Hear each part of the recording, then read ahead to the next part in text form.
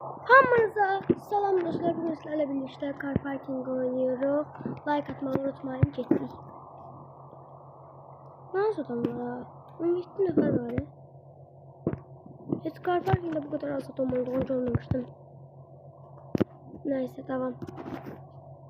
Başladı dostlar.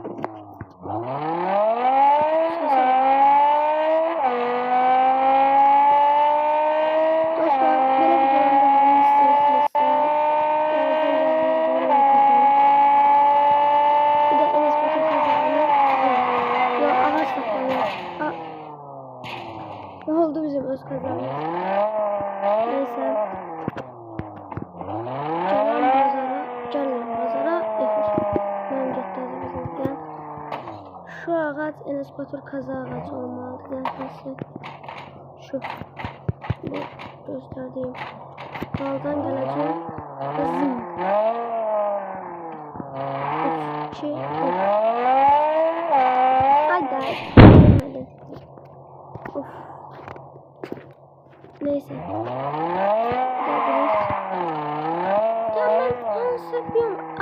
Ben dedim ya. Ne kadar adiyeceğim.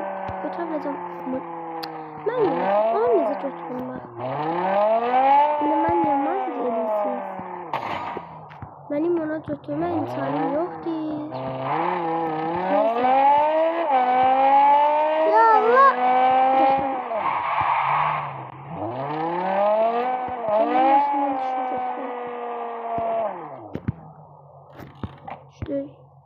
Götürebileceğim bence.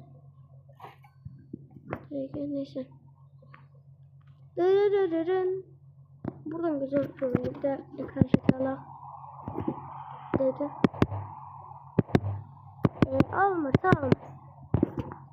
Benim el becerilerim.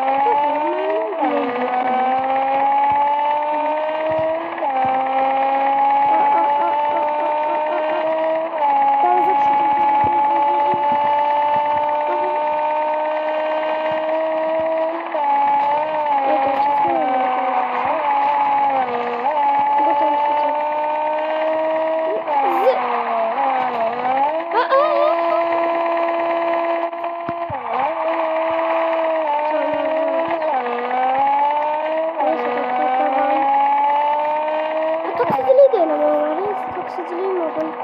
Bakarsanız ama burada oyunda yapıyorsunuz. Video sakında. Penaltı oyun gibi bir şey zaten. Bunlar da utanmam ben. Oldu zor. Neyse. Hani taksi. Oldu taksi. Taksi modi. Hı.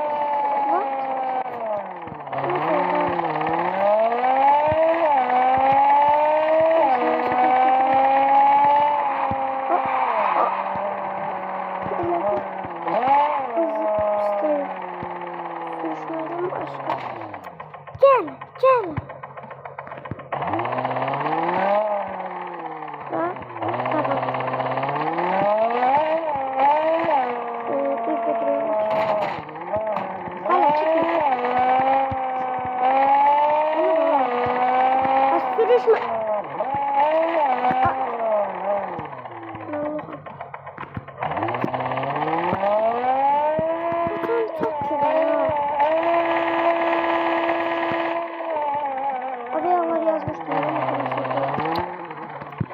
Çıldıracağım.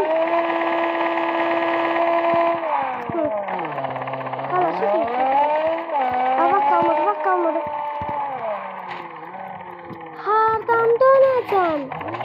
Kardeşim dönmeye yer yoktu.